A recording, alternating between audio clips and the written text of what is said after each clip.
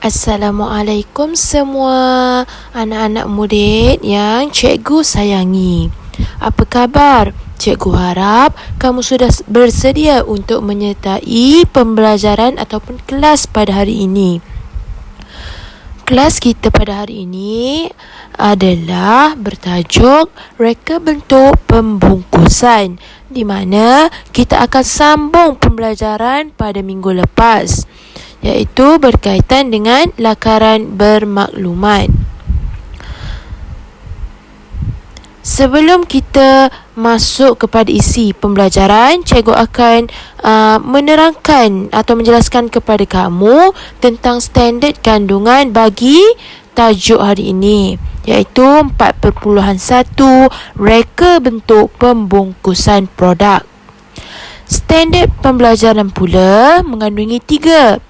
Yang pertama, 4.1.5 membuat lakaran reka bentuk bermaklumat pembungkusan yang akan dihasilkan mengikut kategori produk.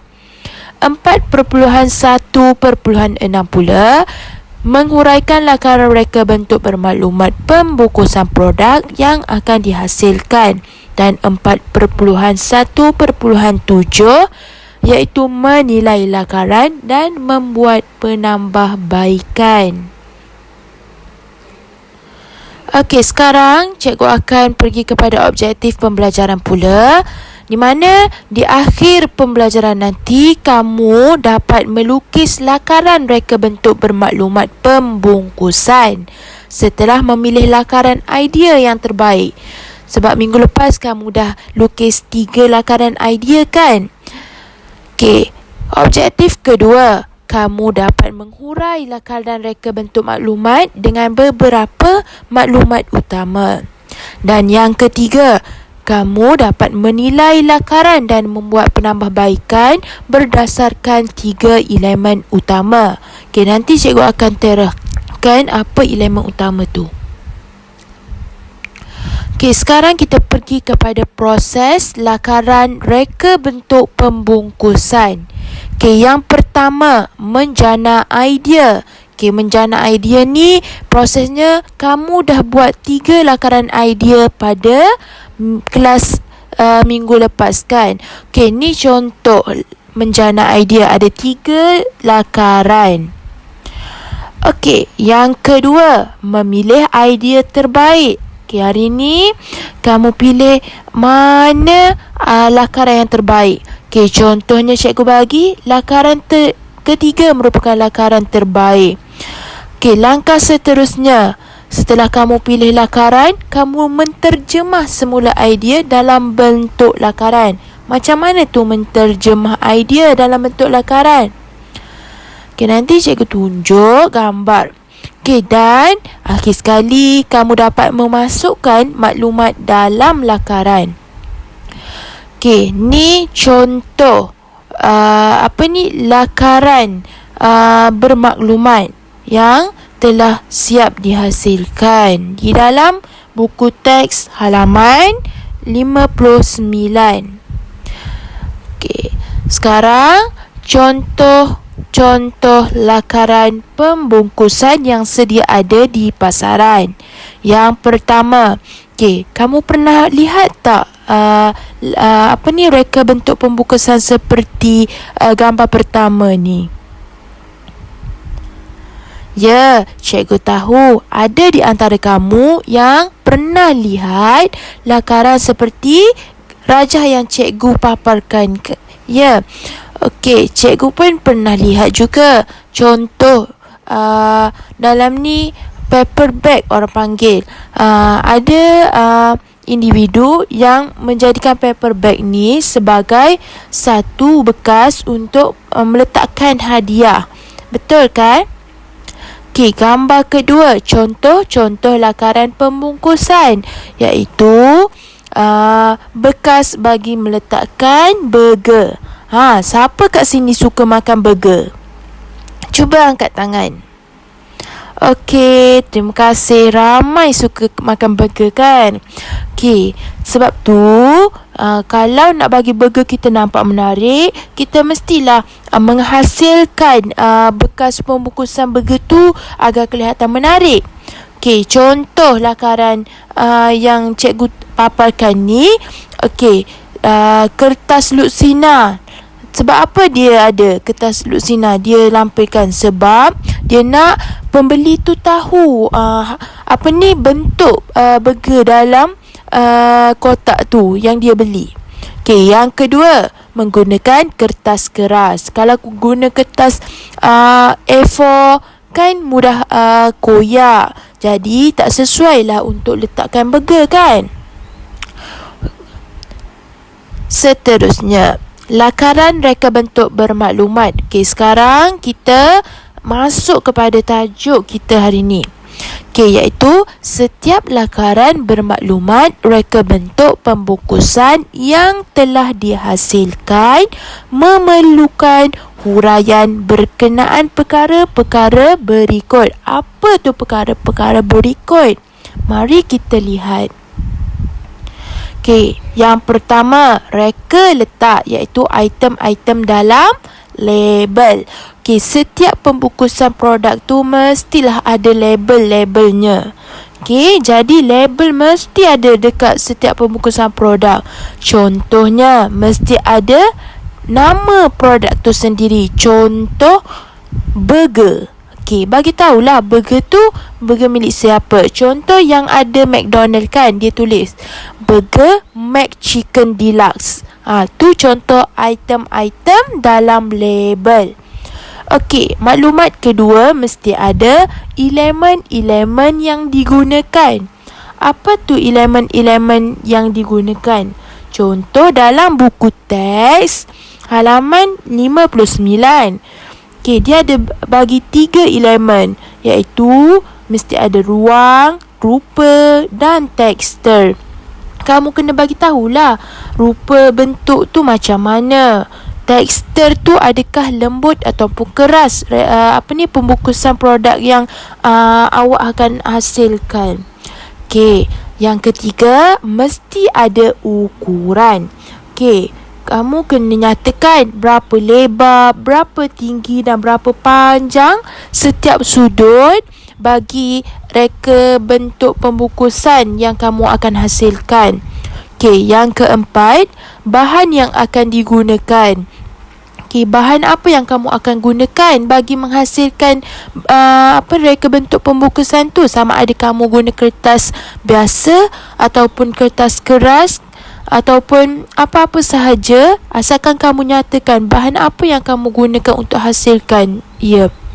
Dan yang terakhir, kamu mesti bagi tahukan apa kesesuaian reka bentuk pembungkusan yang kamu akan hasilkan tersebut. Okey, contoh cikgu ada bagi gambar. Okey, gambar ni juga kamu boleh rujuk dalam buku teks. Okey, dalam buku teks ada halaman muka surat 59. Okey, contohnya tengok lebar dia bagi tahu 8 cm. Okey, panjang pula 15 cm. Okey, jadi kamu nanti lakaran kamu mesti adalah item-item seperti yang dinyatakan di dalam gambar tersebut. Okey, boleh? Cikgu yakin kamu semua pasti boleh. Okey, sekarang kita akan pergi kepada penilaian lakaran dan membuat penambahbaikan. Okey, kamu semua dah nanti bila dah hasilkan lakaran reka bentuk kamu tu, okey, lakaran reka bentuk maklumat. Okey, cikgu nak kamu menilai lakaran kamu tu. Okey, dari segi 3 elemen utama. Okey, yang pertama ruang. Okey, tengok pada gambar rajah tadi yang cikgu tunjuk halaman muka surat 59 tu. Okey, kamu lihat dari segi ruang, aliran udara dia sesuai atau tidak?